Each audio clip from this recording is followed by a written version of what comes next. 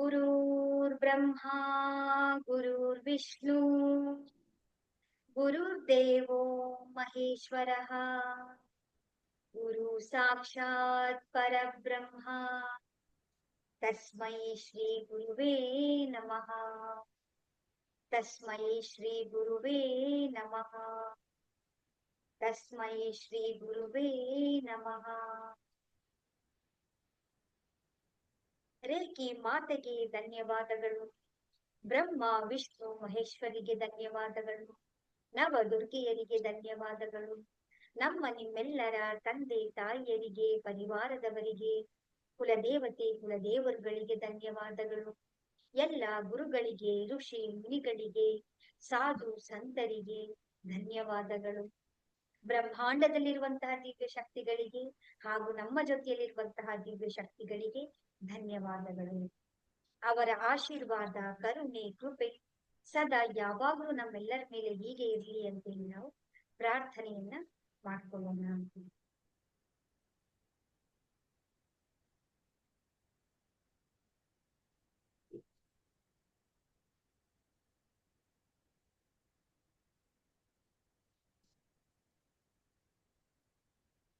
ಆತ್ಮ ಪರಮಾತ್ಮರಿಂದ ಆತ್ಮ ಪರಮಾತ್ಮರಿಗೆ ಆತ್ಮ ಪ್ರಣಾಮಗಳು. ಹರೇ ರಾಮ ಹರೇ ಕೃಷ್ಣ. ನಿನ್ನೆಯ ವಿಷಯದಲ್ಲಿ ನಾವು ರೇಖಿ ಅಂತಂದ್ರೆ ಏನು, ಅದರ ಇತಿಹಾಸ ಹೇಗೆ, ಯಾವ ರೀತಿ ಅದು ಕೆಲಸವನ್ನ ಮಾಡುತ್ತೆ ಅಂತೇಳಿ ನಾವು ತಿಳ್ಕೊಳ್ತಾ ಬರ್ತೀವಿ. ಅದರ ಉಪಯೋಗಗಳು ಏನೇನಿರುತ್ತೆ, ಯಾವೆಲ್ಲ ಕ್ಷೇತ್ರಗಳಲ್ಲಿ ನಾವು ಅದನ್ನ ಯೂಸ್ ಮಾಡ್ಕೊಳ್ಬಹುದು ಅನ್ನೋದ್ರ ಬಗ್ಗೆ ನಾವು ತಿಳ್ಕೊಂತೀವಿ. ಈ ಒಂದು ರೇಖೆಯನ್ನ ನಮ್ಮೆಲ್ಲರಿಗೂ ಕೂಡ ಪರಿಚಯ ಮಾಡಿಕೊಟ್ಟಂತವ್ರು ಯಾರು ಅನ್ನೋದು ಕೂಡ ನಿಮ್ಗೆ ಗೊತ್ತಾಯ್ತು. ಡಾಕ್ಟರ್ ಮಿಕಾವೊ ಉಸುಯಿಯವರು. ಅವರು ನಮ್ಮ ಭಾರತಕ್ಕೆ ಬಂದು ಪಾಳಿ ಭಾಷೆಯಲ್ಲಿರುವಂತಹ ಕಮಲಸೂತ್ರ ಪುಸ್ತಕದನ್ನ ಅದ ರೆಫರ್ ಅನ್ನ ಮಾಡಿ ಎಲ್ಲ ಡೀಟೇಲ್ಸ್ ಗಳನ್ನ ಸ್ಪಷ್ಟವಾಗಿ ತಿಳ್ಕೊಂಡು ಅಧ್ಯಯನವನ್ನ ಮಾಡಿ ಜಪಾನಿಗೆ ಹೋಗ್ತಾರೆ. ಅಲ್ಲಿ ಧ್ಯಾನವನ್ನ ಮಾಡಿದ್ರು ಅಂತ ಹೇಳಿದೆ ನಾನು. ಅಲ್ಲಿ ಪುರಾಮ ಅನ್ನೋ ಪರ್ವತದಲ್ಲಿ 1922 ಇಸ್ವಿನಲ್ಲಿ ಅವರು ಧ್ಯಾನವನ್ನ 21 ದಿನಗಳ ಕಾಲ ಸತತವಾಗಿ ನಿರಂತರವಾಗಿ ಅವರು ಧ್ಯಾನವನ್ನ ಮಾಡ್ತಾರೆ. ಸೊ ಅಲ್ಲಿ ಧ್ಯಾನವನ್ನ ಮಾಡಕ್ಕೆ ಹೋದಾಗ ಏನಾಗುತ್ತೆ ಅಂದ್ರೆ ಅಲ್ಲಿ ಯಾವುದೇ ರೀತಿಯಾದಂತಹ ಆಹಾರ ಆಗ್ಲಿ, ಸಮಯ ಆಗ್ಲಿ, ಗಡಿಯಾರ ಆಗ್ಲಿ ಏನೂ ಇರಲ್ಲ. ಹಾಗಾಗಿ ಅವ್ರು 21 ಕಲ್ಲುಗಳನ್ನ ತಗೊಂಡು ಆ ಒಂದು ಧ್ಯಾನಕ್ಕೆ ಅವರು ಹೋಗ್ತಾರೆ. ಅಲ್ಲಿ ಒಂದಿನ ಆಗತ್ತೆ, 2 ದಿನ ಆಗತ್ತೆ, 3 ದಿನ ಅಭ್ಯಾಸ ಧ್ಯಾನವನ್ನ ಮಾಡ್ತಾರೆ, 10 ದಿನ ಮಾಡ್ತಾರೆ, 15 ದಿನ ಮಾಡ್ತಾರೆ, 20 ದಿನ ಧ್ಯಾನವನ್ನ ಮಾಡ್ತಾರೆ. ಅವ್ರಿಗೆ ಏನು ಕೂಡ ಗೊತ್ತೇ ಆಗಲ್ಲ, ಅರಿವಿಗೆ ಬರೋಲ್ಲ. ಮನುಷ್ಯನ ಸಹಜ ಗುಣ ಅಲ್ವಾ, ಗೊಂದಲ, ತಳಮಳ, ಭಯ ಎಲ್ಲ ಒಳಗಡೆ ಇರುತ್ತೆ. ಆದ್ರೂ ಕೂಡ ಇವರು ಇಲ್ಲ,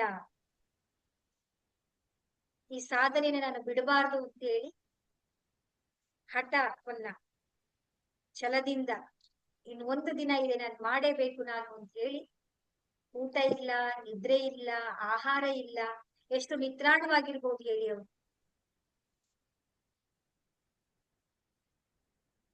ಸರಿ ಅಂತ ಹೇಳಿ ಕೊನೆಯ ದಿನ ಧ್ಯಾನವನ್ನ ಅವರು ಮಾಡ್ತಾ ಇರ್ತಾರೆ. ಕೊನೆಯ ದಿನ ಧ್ಯಾನವನ್ನ ಮಾಡ್ತಾ ಮಾಡ್ತಾ ಮಾಡ್ತಾ ಇರುವಾಗ ಸಂದರ್ಭದಲ್ಲಿ ಅವರಿಗೆ ಆ ಒಂದು ಅಭೂತವಾದಂತ ಅಮೋಘವಾದಂತ ಒಂದು ಅರಿವು ಅವರಿಗೆ ಉಂಟಾಗುತ್ತೆ. ಅದು ಯಾವ ರೀತಿ ಅನುಭವ ಬರುತ್ತೆ ಅಂತ ಹೇಳಿ ಅದನ್ನ ನಾವು ಅನುಭವಿಸ್ಬೇಕೇ ವಿನಃ ಅದನ್ನ ಮಾತಿನಲ್ಲಿ ನಾವು ವರ್ಣಿಸೋದಿಕ್ಕೆ ಸಾಧ್ಯ ಆಗೋದಿಲ್ಲ. ಅದನ್ನೇ ಭಗವಾನ್ ಬುದ್ಧರು ಕೂಡ ಹೇಳುವಂಥದ್ದು. ಯಾರಿಗೂ ಕೂಡ ನಾವು ಕೊಡೋದಿಕ್ಕಾಗೋದಿಲ್ಲ. ಸ್ವಯಂ ನಾವೇ ಅದನ್ನ ನಮ್ಮ ಸ್ವಯಂ ಪ್ರಯತ್ನವನ್ನ ನಾವು ಮಾಡ್ಲೇಬೇಕು. ಆ ಧ್ಯಾನದ ರುಚಿಯನ್ನ ನಾವು ಕಂಡುಕೊಳ್ಬೇಕಾಗತ್ತೆ ನಾವು ಅಂತ ಹೇಳಿ ಅದೇ ಮಾರ್ಗದರ್ಶನದಲ್ಲಿ ಇವರು ಕೂಡ ಧ್ಯಾನವನ್ನ ಮಾಡಿದಾಗ ಆ ಪರಮಾತ್ಮನ ದಿವ್ಯಮಯವಾದಂತ ಪ್ರಕಾಶದ ಒಂದು ಆ ದಿವ್ಯ ಶಕ್ತಿ ಅನುಭವ ಅವರಿಗಾಗುತ್ತೆ. ಆದಂತ ಸಂದರ್ಭದಲ್ಲಿ ಎಚ್ಚರಿಕೆಯನ್ನ ಬಿಟ್ಟು ನೋಡ್ತಾರೆ. ಯಾವಾಗ ಏನಾಯ್ತು, ಯಾವ ತರ ಆಯ್ತು ಏನು ಕೂಡ ಅರಿವಿಗೆ ಗೊತ್ತಾಗಲ್ಲ. ಕಣ್ಣು ಬಿಟ್ಟು ನೋಡ್ತಾರೆ, ಆಗ್ಲೇ ಮಧ್ಯಾಹ್ನ ಆಗಿರೋದು. ಆ ಒಂದು ಅನುಭವದಿಂದ, ಧ್ಯಾನದ ವಿಶಿಷ್ಟ ರೀತಿಯಾದಂತ ಒಂದು ಅನುಭವದಿಂದ ಅವರು ಎಚ್ಚರಿಕೆ ಜಾಗೃತರಾದಾಗ ಅವರ ಶರೀರದಲ್ಲಿ ಆಯಾಸ ಆಗ್ಲಿ, ಬಾಯಾರಿಕೆ ಆಗ್ಲಿ ಏನೂ ಕೂಡ ಇರೋದಿಲ್ಲ. ಅವರಿಗೆ ಒಂದು ಚೈತನ್ಯಮಯವಾದಂತ ಹೊಸ ದಿವ್ಯವಾದಂತ ಅನುಭವವನ್ನ ಪಡೆದಂತಹ ಸ್ಥಿತಿನಲ್ಲಿ ಅವರು ಇರ್ತಾರೆ. ಅಂತ ಅದ್ಭುತವಾದಂತ ಸ್ಥಿತಿಗೆ ಅವರು ತಲುಪ್ತಾರೆ. ಅದನ್ನೇ ಸಮಾಧಿಯ ಸ್ಥಿತಿ ಅಂತ ಹೇಳೋದು. ಸಮಾಧಿಯ ಸ್ಥಿತಿಯಿಂದ ಇನ್ನು ಉಚ್ಚ ಸಮಾಧಿ, ಇನ್ನು ದಿವ್ಯವಾದಂತ ಸಮಾಧಿಯ ಕಡೆಗೆ ನಾವು ಹೋಗಿರ್ತಾರೆ. ಆ ನಂತರ ಅದರ ಸಿಹಿಯನ್ನು ಅನುಭವಿಸ್ಕೊಂಡವರು ಆ ಸಂತೋಷದಿಂದ, ಆ ಚೈತನ್ಯದಿಂದ, ಆ ಉಲ್ಲಾಸದಿಂದ ಅವರು ಪರ್ವತವನ್ನ ಇಟ್ಕೊಂಡು ಇಳಿತಾ ಬರ್ತಾ ಇರ್ತಾರೆ. ತಕ್ಷಣ ಅವರ ಕಾಲಿಗೆ ಏಟಾಗ್ಬಿಡುತ್ತೆ. ಪರ್ವತವನ್ನ ಖುಷಿಯಿಂದ ಇಳಿದು ಬರ್ತಾ ಇರ್ಬೇಕಾದ್ರೆ ರಕ್ತ ಸುರಿಯೋದಿಕ್ಕೆ ಪ್ರಾರಂಭ ಆಗತ್ತೆ. ನೋಡ್ತಾರೆ ಅವರು, ಅರೆ ಏನಾಯ್ತಲ್ಲ ಇದು ಅಂತ ಹೇಳಿ. ನೋಡ್ತಾ ಇದ್ದ ಕೈಯಿಂದ, ತಮ್ಮ ಎರಡು ಕೈಗಳಿಂದ ಅವರು ಅದನ್ನ ಟಚ್ ಮಾಡಿ ಅದನ್ನ ಏನಾಯ್ತು ಅಂತ ನೋಡ್ತಾ ಇದ್ದ ಹಾಗೇನೆ ಬ್ಲಡ್ ನಿಲ್ಲುತ್ತೆ. ಹಾಗೆ ಅವರ ಕೈಗಳಿಂದ ಆ ನೋವು ಕೂಡ ಕಡಿಮೆ ಆಗ್ಬಿಡುತ್ತೆ ಅವರಿಗೆ. ದಿವ್ಯವಾದಂತ ಒಂದು ಅನುಭವ ಇದು. ಆ ಅದ್ಭುತದ ಚೈತನ್ಯದ ಶಕ್ತಿಯಿಂದ ಅವರ ಗಾಯನೂ ಕೂಡ ಅವರಿಗೆ ವಾಸಿಯಾಗಿ ಅದು ನೋವು ಕೊಡಲ್ಲ ಅವರಿಗೆ. ಎಂತ ಅದ್ಭುತವಾದ ಚಮತ್ಕಾರ ಅಂತಾನೆ ಅನ್ಸುತ್ತೆ. ಹಾಗೆ ಅವ್ರು ಇಳಿತಾ ಪೂರ್ತಿ ಕೆಳಗಡೆ ಬರ್ತಾರೆ. ಒಂದಲ್ಲೊಂದು ಹೋಟೆಲ್ ಇರುತ್ತೆ, ಅಲ್ಲಿಗೆ ಹೋಗ್ತಾರೆ ಏನಾದ್ರು ತಿನ್ಬೇಕು ಅಂತ ಹೇಳಿ. ಆ ಹೋಟೆಲ್ ಓನರ್ ಜೊತೆಗೆ ಅವ್ರು ಮಾತಾಡ್ತಾ ಸಂಭಾಷಣೆಗಳನ್ನ ಹೇಳ್ತಾ, ನಾನು ಈ ತರ ಧ್ಯಾನ ಮಾಡಕ್ಕೆ ಬಂದಿದ್ದೆ ಅಂತ ಹೇಳ್ತಾರೆ. ಅವ್ರು ಹೇಳ್ತಾರೆ, ನೀವು ಈಗ ಬಂದ ತಕ್ಷಣ ನೀವು ಊಟ ಮಾಡಬಾರ್ದು, ನೀವು ಲಿಕ್ವಿಡ್ ಏನಾದ್ರು ತಗೊಳ್ಬೇಕಾಗತ್ತೆ ಅಂತ ಹೇಳಿ ಜ್ಯೂಸ್ ಅನ್ನ ಕೊಡೋದಕ್ಕೆ ಅವ್ರ ಮಗಳನ್ನ ಕರೀತಾರೆ. ಅವಳ ಮಗಳು ಕೂಡ ಏನಿರ್ತಾರೆ, ನೋವಿನಲ್ಲಿ ಇರ್ತಾಳೆ. ಅಂದ್ರೆ ಹಲ್ಲು ನೋವು ಇರುತ್ತೆ ಅವಳಿಗೆ. ತುಂಬಾ ಪೇನಿಂದ ಮುಖ ಎಲ್ಲ ಸಪ್ಪೆ ಮಾಡ್ಕೊಂಡು ತಗೊಂಡ್ ಬರ್ತಾರೆ. ಇಲ್ಲಿ ಊದ್ಕೊಂಡಿರುತ್ತೆ, ತಗೊಂಡ್ ಬರ್ತಾರೆ. ಆಗ ಇವ್ರಿಗೂ ನೋವಿದ್ದಾಗ ಏನು ಹೇಗೆ ಅಂತ ವಿಚಾರಿಸ್ತೀವಲ್ವಾ, ಕ್ಯಾಶುವಲ್ ಟಾಕ್ ಅನ್ನ ಮಾಡ್ತಾರೆ, ಯಾಕೆ ಏನಾಯ್ತು ಅಂತ. ಆಗ ಆ ಹುಡುಗಿ ತನ್ನ ನೋವಿನ ಸ್ಥಿತಿಯನ್ನ ಹೇಳ್ಕೊಂಡಾಗ, ಒಮ್ಮೆ ನಾನು ನೋಡ್ಲಾ ಅಂತ ಹೇಳಿ ನೋಡೋದಿಕ್ಕೆ ಅಂತ ಹೇಳಿ ಅವ್ರ ಕೈಯನ್ನ ಇಡ್ತಾರೆ. ಕೈನ ಇಟ್ಟು ನೋಡಿದಾಗ ಆಟೋಮ್ಯಾಟಿಕಲಿ ಏನಾಗುತ್ತೆ, ನೋವೆಲ್ಲವೂ ಕೂಡ ಕಡಿಮೆ ಆಗುತ್ತೆ. ಎಂತ ದಿವ್ಯವಾದಂತ ಅನುಭವ ನೋಡಿ. ನೋವು ಕೂಡ ಅವರಿಗೆ ಕಡಿಮೆ ಆಗ್ಬಿಡುತ್ತೆ. ಆಗ ಇವ್ರಿಗೆ ಗೊತ್ತಾಗುತ್ತೆ, ಓಹೋ ನನ್ನ ಕೈಗಳಿಂದ ಏನೋ ಒಳ್ಳೇದಾಗ್ತಾ ಇದೆ ಎಲ್ಲರಿಗೂ ಕೂಡ ಅಂತೇಳಿ. ಅಂದಿನಿಂದ ಬರ್ತಾರೆ ಫ್ರೆಂಡ್ಸ್ ಹತ್ರ, ಮನೆಯಲ್ಲಿ ಎಲ್ಲರಿಗೂ ಕೂಡ ಅವ್ರು ಏನ್ ಮಾಡ್ತಾರೆ ಅಂತ ಹೇಳಿದ್ರೆ, ಈ ಹೀಲಿಂಗ್ ಅನ್ನೋದು ಪ್ರಾರಂಭ ಆಗುತ್ತೆ. ರಾಬರ್ಟ್ಗಾಗಿರ್ಬೋದು, ಅವ್ರ ತಾಯಿಗಾಗಿರ್ಬೋದು, ಮಂಡಿ ನೋವಾಗಿರ್ಬೋದು, ಹೀಗೆ ಒಬ್ಬರಿಗೆ ಹೀಲಿಂಗ್ ಅನ್ನ ಮಾಡ್ತಾ ಏನಾಗುತ್ತೆ, ಎಲ್ಲರಿಗೂ ಕೂಡ ಹಂಚ್ತಾ ಬರ್ತಾರೆ. ಅವ್ರ ಜೊತೆಗೆ ಬಂದಂತ ಕೆಲವು ವ್ಯಕ್ತಿಗಳು ಕೂಡ ಅವ್ರ ಜೊತೆಗೆ ಸೇರ್ಕೊಳ್ತಾರೆ. ಚುಚಿರೋ ಹಯಾಶಿ ಅಂತ ಹೇಳಿ ನೌಕಾಧಿಕಾರಿಯಾಗಿರ್ತಾರೆ, ರಿಟೈರ್ಡರ್ ಆಗಿರ್ತಾರೆ. ಹವಾಯೋ ತಕಾಟ ಅಂತ ಹೇಳಿರ್ತಾರೆ. ಅವ್ರು ಏನ್ ಮಾಡ್ತಾರೆ ಇದ್ರಲ್ಲಿ ಇಂಪಾರ್ಟೆಂಟ್ ಆಗಿ ಅಂದ್ರೆ, ಈ ತಕಾಟ ಅವರು ಎಲ್ಲ ಬೇರೆ ಬೇರೆ ದೇಶಗಳಿಗೆಲ್ಲ ಹೋಗಿ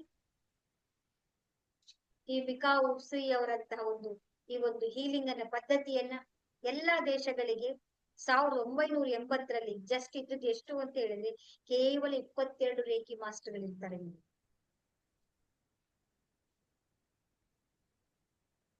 ಅಲ್ಲಿಂದ ಪ್ರಾರಂಭವಾಗಿದ್ದು ದೇಶಗಳ ಎಲ್ಲ ಕಡೆ ಕೂಡ ಇದು ಹರಡ್ಕೊಳ್ತಾ ಬರ್ತಾ ಇದೆ. ಆ ಚೈತನ್ಯ ಶಕ್ತಿಯನ್ನ, ಅದ್ಭುತವಾದಂತಹ ವಿಶ್ವ ಚೈತನ್ಯದ ಶಕ್ತಿಯನ್ನ ಜಪಾನ್ನಲ್ಲಿ ಏನ್ ಹೇಳ್ತಾರೆ ಅಂತ ಹೇಳಿದ್ರೆ ಕೀ ಅಂತ ಹೇಳ್ತಾರೆ ಅದನ್ನ.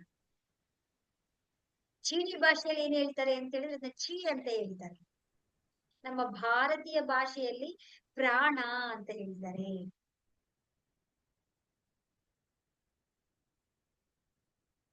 ಹೌದಲ್ವಾ? ನೋಡಿ, ಆ ಪ್ರಾಣ ಚೈತನ್ಯ ಶಕ್ತಿಯೇ ಆ ಪರಮಾತ್ಮನ ಶಕ್ತಿ ಅಂತ. ಈಗ ನಾವ್ ಯಾರಾದ್ರೂ ಸತ್ತಾಗ ಏನಂತ ಹೇಳ್ತೀವಿ ಹೇಳಿ? ಪ್ರಾಣ ಹೋಯ್ತು ಅಂತ ಹೇಳ್ತೀವಿ ಹೌದಲ್ವಾ? ಅಂದ್ರೆ ಆ ಪ್ರಾಣ ಅನ್ನೋದು ಏನ್ ಹೇಳಿ?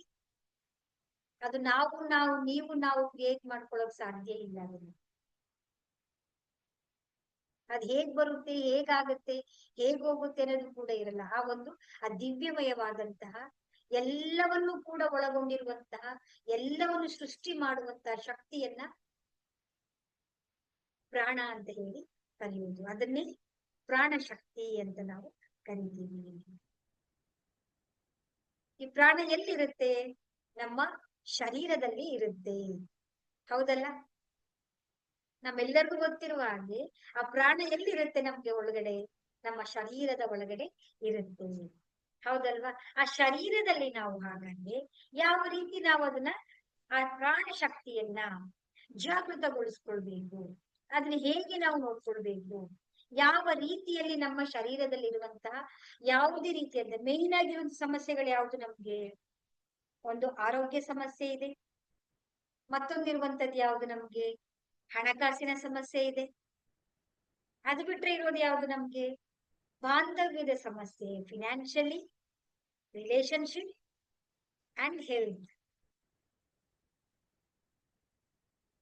ಈ ಮೂರು ಇಂಪಾರ್ಟೆನ್ಸ್ ಆಗಿರುವಂತ ಸಮಸ್ಯೆಗಳ ನಮ್ಗೆ ಹೊರಗಡೆ ಬರ್ಬೇಕಾಗತ್ತೆ ನಾವು. ಆದ್ರೆ ಹೇಗೆ ನಾವು ಅದನ್ನ ಹೊರಗಡೆ ಬರ್ಬೇಕು? ಅದಕ್ಕೆ ಕಾರಣ ಏನು ಅಂತ ಹೇಳಿದ್ರೆ, ಈ ಪ್ರಾಣ ಇರೋದು ಎಲ್ಲಿ? ನಮ್ಮ ಶರೀರದಲ್ಲಿ ಒಳಗಡೆ ಇರುತ್ತೆ ನಮ್ಮ ಪ್ರಾಣ ಶಕ್ತಿ. ಈ ಪ್ರಾಣ ಇರುವಂತ ನಮ್ಮ ಕಣ್ಣಿಗೆ ಕಾಣುವಂತ ಶರೀರವನ್ನು ನಾವೇನ್ ಹೇಳ್ತೀವಿ ಅಂತ ಹೇಳಿದ್ರೆ, ಸ್ಥೂಲ ಶರೀರ ಅಂತ ಹೇಳಿ ನಾವು ಕರೀತೀವಿ.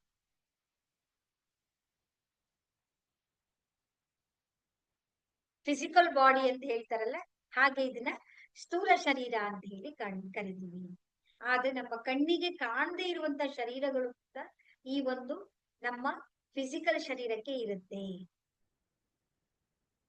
ಅದನ್ನ ಏನ್ ಹೇಳ್ತೀವಿ ನಾವು ಅಂದ್ರೆ ಸೂಕ್ಷ್ಮ ಶರೀರ, ಕಾರಣ ಶರೀರ, ಮಹಾಕಾರಣ ಶರೀರ ಅಂತೇಳಿ ನಾವು ಕರೀಬಹುದು. ಅನ್ನಮಯ ಕೋಶ, ಪ್ರಾಣಮಯ ಕೋಶ, ವಿಜ್ಞಾನಮಯ ಕೋಶ, ಆನಂದಮಯ ಕೋಶ ಅಂತಲೂ ಕೂಡ ಕರಿತೀವಿ. ಅಂತ ಹೇಳಿದ್ರೆ ನಮ್ಮ ಈ ಒಂದು ಶರೀರದ ಒಳಗಡೆ ಒಂದು ಶರೀರ, ಒಂದು ಶರೀರ, ಒಂದು ಶರೀರ ಅಂತ ಹೇಳಿ, ಈಗ ನಾವು ಆನಿಯನ್ ಅನ್ನ, ಒಂದು ಈರುಳ್ಳಿಯನ್ನ ನಾವೇನ್ ಮಾಡ್ತೀವಿ? ಪದರ ಪದರವಾಗಿ ನಾವು ಬಿಚ್ಚಿ ನೋಡ್ತೀವಿ, ಹೌದಲ್ವಾ? ಹಾಗೆ ನಮ್ಮ ಶರೀರದಲ್ಲೂ ಕೂಡ ಪದರ ಪದರವಾಗಿ ನಮ್ಮ ಶರೀರಗಳು ಇರುತ್ತೆ. ಈ ಒಂದು ಸಮಸ್ಯೆಗಳು ಎಲ್ಲಿಂದ ಬರುತ್ತೆ ನಮಗೆ ಅಂತ ಹೇಳಿದ್ರೆ, ನಮ್ಮ ಮಾನಸಿಕವಾಗಿ ಆಗಿರ್ಬೋದು, ಭಾವನಾತ್ಮಕವಾಗಿರ್ಬೋದು, ನಮ್ಮ ಸಂವೇದನೆಗಳ ಸಂವೇದನೆಗಳಿಂದ ಏನಾಗುತ್ತೆ ಅಂತ ಹೇಳಿದ್ರೆ, ಮೊದಲು ಎಲ್ಲಿಗೆ ಹೋಗುತ್ತೆ ಅಂತ ಹೇಳಿದ್ರೆ ನಮ್ಮ ಆ ಶರೀರಗಳಿಗೆ ಹೋಗುತ್ತೆ. ಕಾರಣ ಶರೀರ, ಮಹಾಕಾರಣ ಶರೀರ, ಸೂಕ್ಷ್ಮ ಶರೀರದಲ್ಲಿ ಬಂದು ಆ ನಂತರ ನಮ್ಮ ಫಿಸಿಕಲ್ ಬಾಡಿಗೆ ಪ್ರಾಬ್ಲಮ್ಗಳು ನಮ್ಗೆ ಕಾಣಿಸೋದಿಕ್ಕೆ ಸ್ಟಾರ್ಟ್ ಆಗುತ್ತೆ.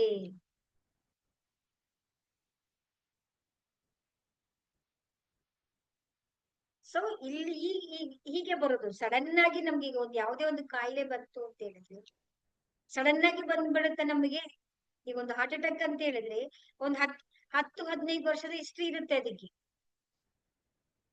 ಅದು ನಮ್ಗೆ ಕಾಣಿಸಲ್ಲ ಅಷ್ಟೇ. ನಮ್ಗೆ ನಮ್ಮ ಬಾಡಿ ಒಂದು ಮೆಸೇಜ್ ಅನ್ನ, ಸಂದೇಶವನ್ನ ನಮ್ಗೆ ಕೊಡ್ತಾ ಇರುತ್ತೆ, ಆದ್ರೆ ನಾವು ಅದನ್ನ ಗಮನಿಸೋದೇ ಇಲ್ಲ.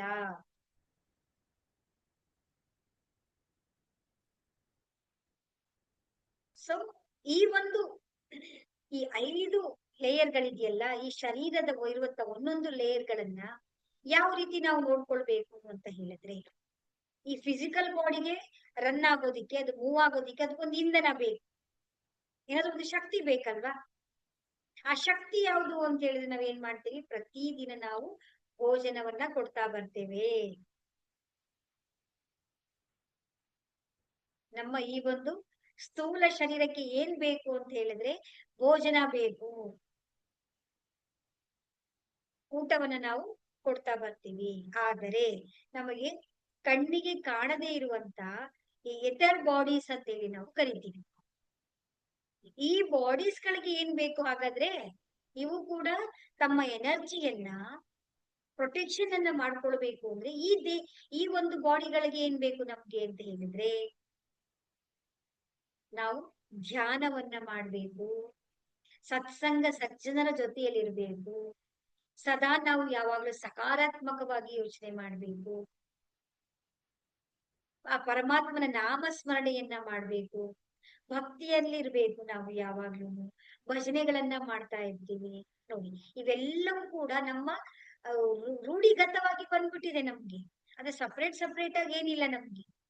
ನಮ್ಮ ಕಲ್ಚರ್ ಒಳಗಡೆಗೆ, ನಮ್ಮ ಸಂಸ್ಕಾರದ ಒಳಗಡೆಗೆ ನಾವು ತಗೊಂಡ್ಬಿಟ್ಟಿದೀವಿ ಎಲ್ಲಾನು. ಆದ್ರೆ ಬರ್ತಾ ನಾವೇನ್ ಮಾಡ್ತಾ ಇದೀವಿ, ಎಲ್ಲವನ್ನು ಕೂಡ ನಾವು ಕಡಿಮೆ ಮಾಡ್ಕೊಳ್ತಾ ಬರ್ತಾ ಇದೀವಿ.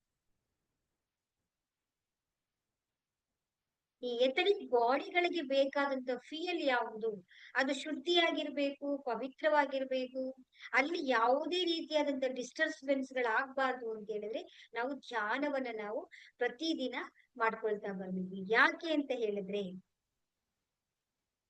ಈ ಪೂರ್ಣ ಶರೀರದ ಅಸ್ತಿತ್ವ ನಿಂತಿರೋದು ಯಾವ್ದ್ರ ಮೇಲೆ ನಿಂತಿದೆ? ಪ್ರಾಣ. ಪ್ರಾಣ ಅಂತಂದ್ರೆ ಏನು ಅಂತ ಹೇಳಿದ್ರೆ ಆತ್ಮ. ಈ ಶರೀರದ ಆಧಾರವೇ ಆತ್ಮ ಇರೋದು. ನಾವೆಲ್ಲರೂ ಏನ್ ಮಾಡ್ತಾ ಇದೀವಿ ಅಂದ್ರೆ ನಮ್ಮ ಕಣ್ಣಿಗೆ ಕಾಣುವ ಈ ಫಿಸಿಕಲ್ ಬಾಡಿ ಮೇಲೆ ವರ್ಕ್ ಮಾಡ್ತಾ ಇದೀವಿ. ಆದರೆ ನಮಗೆ ಕಣ್ಣಿಗೆ ಕಾಣಿಸದೇ ಇರುವಂತಹ ನಮ್ಮ ಮೈಂಡ್ ಆಗ್ಲಿ, ನಮ್ಮ ಸೋಲ್ ಬಗ್ಗೆ ಆಗ್ಲಿ ನಾವು ಯಾವುದೇ ರೀತಿಯಾದಂತಹ ನಾವು ಗಮನವನ್ನ ಕೊಡ್ತಾ ಬರ್ತಾ ಇಲ್ಲ. ಇವೆಲ್ಲ ಕೂಡ ಹೇಗೆ ಅಂತ ಹೇಳಿದ್ರೆ ಇಂಟರ್ಲಿಂಕ್. ಒಂದು ಚೈನ್ ಇಂದ ಮತ್ತೊಂದು ಚೈನ್, ಮತ್ತೊಂದು ಚೈನ್ ಇಂದ ಮತ್ತೊಂದು ಚೈನ್ಗೆ ಲಿಂಕ್ ಆಗಿರುತ್ತೆ. ಅದಕ್ಕೆ ಹೇಳೋದು ನಮ್ಮ ಅನ್ನದಂತೆ ನಮ್ಮ ಮನ, ನಮ್ಮ ಮನದಂತೆ ನಮ್ಮ ಅನ್ನದಂತೆ ಶರೀರ, ಶರೀರದಂತೆ ನಮ್ಮ ಮನ. ಅದಕ್ಕೆ ನಾವ್ ಏನು ಅನ್ನ ಅಂತ ಹೇಳಿದ್ರೆ ನಾವು ಏನು ಭೋಜನವನ್ನ ಕೊಡ್ತೀವೋ ಅದು ತುಂಬಾ ಇಂಪಾರ್ಟೆನ್ಸ್ ಆಗಿರುತ್ತೆ. ಅದಕ್ಕೆ ನಾವು ಸಾತ್ವಿಕವನ್ನ ಊಟವನ್ನ ಮಾಡಿ, ರಾಜಸಿಕ ತಾಮಸಿಕ ಅಂತ ಹೇಳೋದು ಯಾಕೆ ಅಂತ ಹೇಳಿದ್ರೆ ನಮ್ಮ ಮನಸ್ಸು ಬಾಡಿ ಸರಿಯಾಗಿತ್ತು ಅಂದ್ರೆ ನಮ್ಮ ಮನಸ್ಸು ಆಟೋಮ್ಯಾಟಿಕಲಿ ಸರಿಯಾಗತ್ತೆ. ಸೊ ಈ ಫಿಸಿಕಲ್ ಬಾಡಿಯನ್ನ ಆಪರೇಟ್ ಮಾಡೋದು ಯಾರು? ಅದಕ್ಕೆ ಟ್ರೀಟ್ಮೆಂಟ್ ಕೊಡೋದು, ಸರ್ಜರಿ ಮಾಡೋದು, ಹೌದಲ್ವಾ? ಅದಕ್ಕೆ ಕೇರ್ ಮಾಡೋದೆಲ್ಲ ಯಾರು ಮಾಡ್ತಾರೆ ಅಂದ್ರೆ ನಮ್ಮ MBBS ಡಾಕ್ಟರ್ಸ್ಗಳು. ನಮ್ಮ ಫಿಸಿಕಲ್ ಬಾಡಿ ಎಲ್ಲವನ್ನು ಕೂಡ ಅವರು ಆಪರೇಷನ್ ಮಾಡಿ, ಸರ್ಜರಿ ಮಾಡಿ ನಮ್ಗೆ ಗೈಡೆನ್ಸ್ ಅನ್ನ ಕೊಡ್ತಾರೆ. ಆದರೆ ಈ ಎಥರಿಕ್ಸ್ ಬಾಡಿಗಳು ನಮ್ಗೆ ಕಾಣದೇ ಇರುವಂತಹ ಈ ಬಾಡಿಗಳನ್ನ ಮೇಲೆ ಹೀಲ್ ಮಾಡುವಂತವ್ರು, ಅದನ್ನ ಆಪರೇಟ್ ಮಾಡಿ ಅಲ್ಲಿ ರೂಟ್ ಅಲ್ಲಿರುವಂತಹ ಸಮಸ್ಯೆಗಳನ್ನ ತೆಗೆಯೋದು ಯಾರು ಅಂತ ಹೇಳಿದ್ರೆ ಈ ಆಧ್ಯಾತ್ಮಿಕತೆ ಗುರುಗಳು ಅಥವಾ ರೇಖಿ ಡಾಕ್ಟರ್ಸ್ ಅಂತ ಹೇಳ್ಬೋದು. ಅಲ್ಲಿ ಹೋಗಿ ನಾವು ಪ್ರತಿಯೊಬ್ರು ಕೂಡ ಕೆಲಸವನ್ನ ಮಾಡ್ಬೇಕಾಗತ್ತೆ.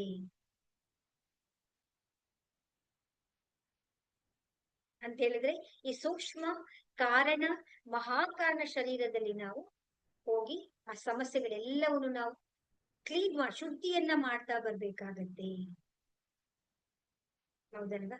ನೋಡಿ, ಅಂದ್ರೆ ನಿಮ್ಗೆ ಸಿಂಪಲ್ ಆಗಿ ಹೇಳೋದು ಹೇಗೆ ಅಂತ ಹೇಳಿದ್ರೆ ಈ 7 5 ಶರೀರಗಳಿರುತ್ತೆ. ಫಸ್ಟ್ ಬರೋದು ಯಾವುದು? ನಮ್ಮ ಫಿಸಿಕಲ್ ಬಾಡಿ. ಈ ಫಿಸಿಕಲ್ ಬಾಡಿಗೆ ಪ್ರಾಣ ಎಲ್ಲಿಂದ ಹೋಗುತ್ತೆ ಹೇಳಿ? ನಮ್ಮ ಮೂಗಿನಿಂದ ಪ್ರಾಣ ಶಕ್ತಿ ಹೋಗ್ತಾ ಇರುತ್ತೆ. ಬ್ರೀತಿಂಗ್, ಉಸಿರಾಟದ ಮುಖಾಂತರ ಇಲ್ಲಿ ಹೋಗ್ತಾ ಇರುತ್ತೆ. ಇಡ ಮತ್ತೆ ಪಿಂಗಳ ನಾಡಿಗಳ ಮುಖಾಂತರ, ನಮ್ಮ ಸುಷುಮ್ನ ನಾಡಿಯ ಮುಖಾಂತರ ಇಡೀ ಶರೀರಕ್ಕೆ ಹೋಗ್ತಾ ಇದೆ. ಈ ಶರೀರದಿಂದ ಎಲ್ಲಿ ಕನೆಕ್ಷನ್ ಆಗುತ್ತೆ? ನಮ್ಮ ಈ ಒಂದು 5 ಎಥರಿಕಲ್ ಬಾಡೀಸ್ ಗಳಿಗೆ ಕನೆಕ್ಟ್ ಆಗುತ್ತೆ. ಈ ಎಥರಿಕ್ಸ್ ಬಾಡಿಯಿಂದ ಏನಾಗುತ್ತೆ? ನಮ್ಮ ಆಭಾ ಮಂಡಲ, ನಮ್ಮ ಆರ ಅಂತೇಳಿ ನಾವು ಕರಿತೀವಿ ನಾವು. ಅದೆಲ್ಲ ಪಿಕ್ಚರ್ಸ್ ಗಳೆಲ್ಲನೂ ಕೂಡ ನಾನು ಇವತ್ತು ನಿಮ್ಗೆ ಗ್ರೂಪ್ ಅಲ್ಲಿ ನಾನು ನಿಮ್ಗೆ ಸೆಂಡ್ ಮಾಡ್ಕೊಡ್ತೇನೆ, ಯಾವ ರೀತಿ ಇರುತ್ತೆ ಆರ ಅಂತ ಹೇಳಿ.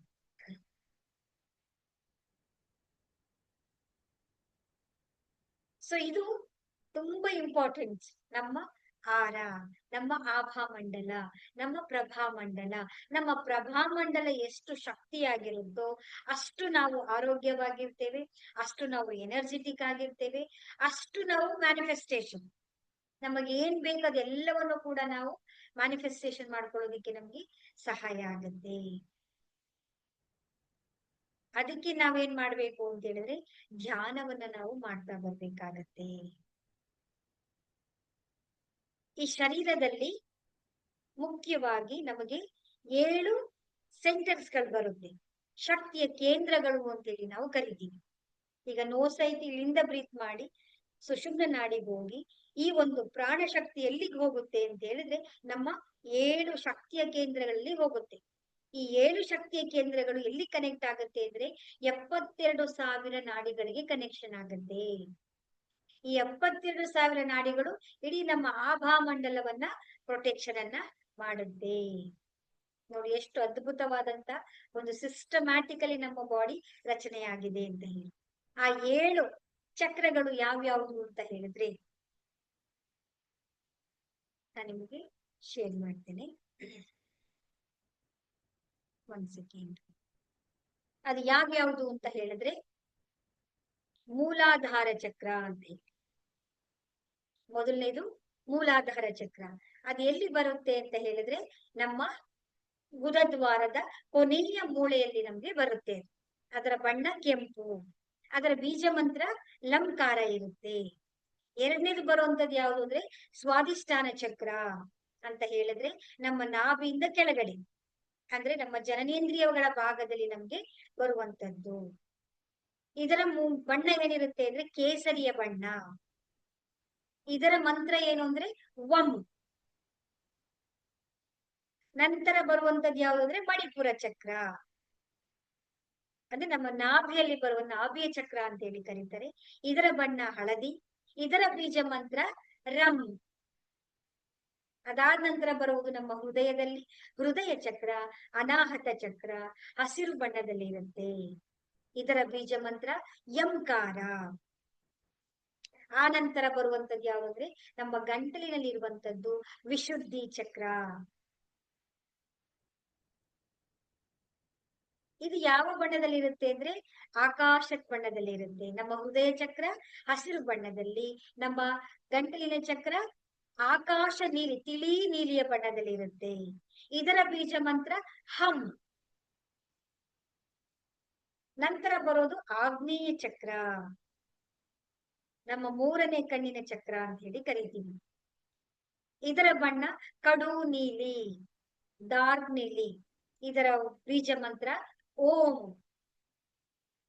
ಕೊನೆಯದಾಗಿ ಬರುವಂತದ್ದು ನಮ್ಮ ನೆತ್ತಿಯ ಮೇಲೆ ಇರುವಂತದ್ದು ಸಹಸ್ರಾರ ಚಕ್ರ. ಇದು ನೇರಳೆ ಬಣ್ಣದಲ್ಲಿ ಇರುತ್ತೆ. ಇಲ್ಲಿ ಯಾವುದೇ ರೀತಿಯಾದಂತಹ ಬೀಜ ಮಂತ್ರಗಳು ಇರೋದಿಲ್ಲ.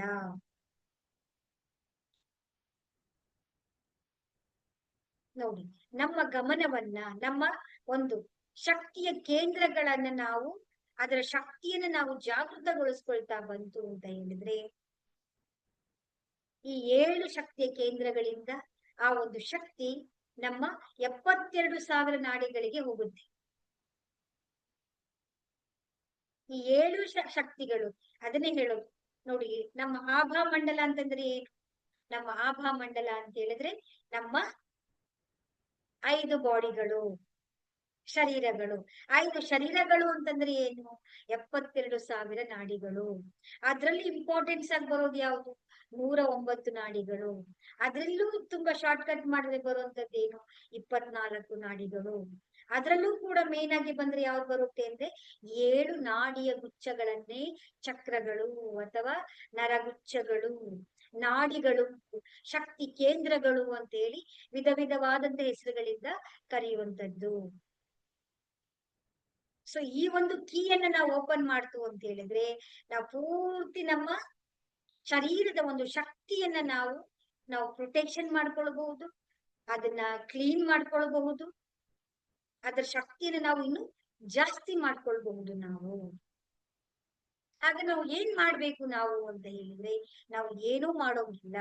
ನಾವು ಹೊರಗಡೆ ಹುಡುಕ್ತಾ ಇದ್ದೀವಿ, ನನ್ನ ಒಳಗಡೆ ಇರುವಂತ ಈ ಒಂದು ಶಕ್ತಿಯನ್ನ ನಾವು ನೋಡ್ಕೊಳ್ಬೇಕು. ಅದಕ್ಕಿರೋದೇನು ಅಂದ್ರೆ ಧ್ಯಾನ, ಚಕ್ರ ಧ್ಯಾನ ಅಂತ ಹೇಳಿ ನಾವು ಆ ಚಕ್ರ ಧ್ಯಾನವನ್ನ ಪ್ರೋತ್ಸಾಹ ನಾವು ಮಾಡ್ಕೊಳ್ತಾ ಬರ್ಬೇಕು.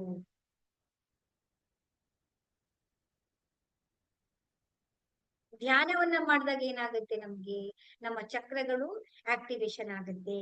ನಮ್ಮ ಚಕ್ರಗಳು ಆಕ್ಟಿವೇಶನ್ ಆದಾಗ ಏನಾಗುತ್ತೆ, ಟೋಟಲ್ ಆಗಿ ನಮ್ಮ ಬಾಡಿ ಎಲ್ಲ 6 ಲೆವೆಲ್ ಎಲ್ಲ ಏನಾಗುತ್ತೆ, ಬದಲಾವಣೆಗಳಾಗ್ತಾ ಬರುತ್ತೆ.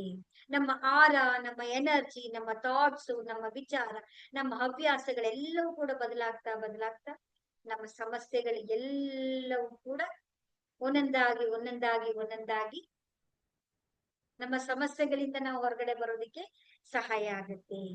ಹಾಗಾಗಿ ಮಾಡ್ಬೇಕಾಗಿರೋದು ಏನು ಅಂತ ಹೇಳಿದ್ರೆ, ಮುಖ್ಯವಾಗಿ ನಾವ್ ಏನ್ ಮಾಡ್ಬೇಕು ಅಂತ ಹೇಳ್ತು ಅಂತ ಹೇಳಿದ್ರೆ, ಧ್ಯಾನವನ್ನ ನಾವು ಮಾಡ್ಕೊಳ್ತಾ ಬರ್ಬೇಕು.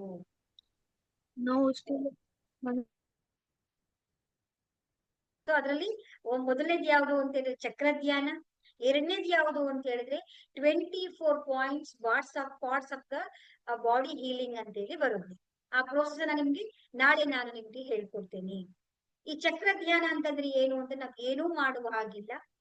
ನಮ್ಮ ಗಮನವನ್ನ ಎಲ್ಲ ಎಲ್ಲಿ ಯಾವ ಪ್ಲೇಸ್ ಅಲ್ಲಿ ಚಕ್ರಗಳು ಇದೆ ಅಂತೇಳಿ ನಾನು ನಿಮ್ಗೆ ಕಳಿಸ್ಕೊಡ್ತೀನಿ. ಇನ್ಫಾರ್ಮೇಶನ್ಸ್ ಎಲ್ಲಾನು ಕೂಡ ಇವತ್ತು ನಾನು ನಿಮ್ಗೆ ಹೇಳಿದೀನಿ.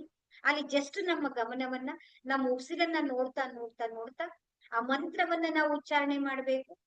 ಆ ಸೆಂಟ್ರ್ ಭಾಗದಲ್ಲಿ ಆ ಪ್ಲೇಸ್ ಎಲ್ಲಿರುತ್ತೆ ಅಲ್ಲಿ ನಾವು ನಮ್ಮ ಗಮನವನ್ನ ತಂದು ನಾವು ನೋಡ್ಬೇಕು ಅಷ್ಟೇ. ಅದರ ಬಣ್ಣವನ್ನ ನಾವು ವಿಜುವಲೈಸೇಷನ್, ಕಲ್ಪನೆಯನ್ನ ಮಾಡಿ ಆ ಬಣ್ಣ ದೊಡ್ಡದಾಗ್ತಾ ಇದೆ, ದೊಡ್ಡದಾಗ್ತಾ ಇದೆ, ದೊಡ್ಡದಾಗ್ತಾ ಇದೆ, ವಿಸ್ತಾರವಾಗ್ತಾ ಇದೆ. ವಿಬ್ ಗಯಾರ್ ಅಂತ ಕಾಮನ ಬಿಲ್ಲಿನಲ್ಲಿ ಏನ್ 7 ಬಣ್ಣಗಳಿದೆಯೋ ಅದೇ 7 ಬಣ್ಣ ನಮ್ಮ ಚಕ್ರಗಳಲ್ಲೂ ಕೂಡ 7 ಬಣ್ಣಗಳಿರೋದು. ಆ 7 ಬಣ್ಣಗಳೇ ಸೇರಿ ಬಿಳಿಯ ಬಣ್ಣ. ಬಿಳಿಯ ಬಣ್ಣವೇ ಪ್ರಕಾಶ, ಆ ಪ್ರಕಾಶವೇ ಪರಮಾತ್ಮ.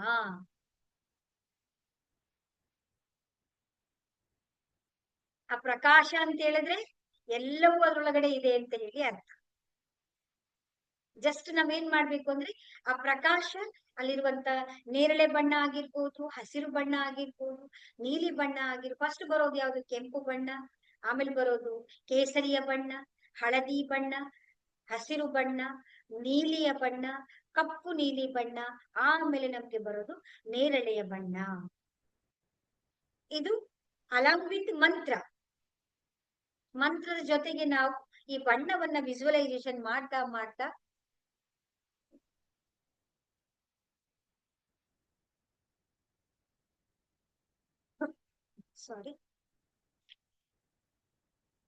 ನಮ್ಮ ಎನರ್ಜಿ ಚೇಂಜಸ್ ಆಗ್ತಾ ಬರುತ್ತೆ.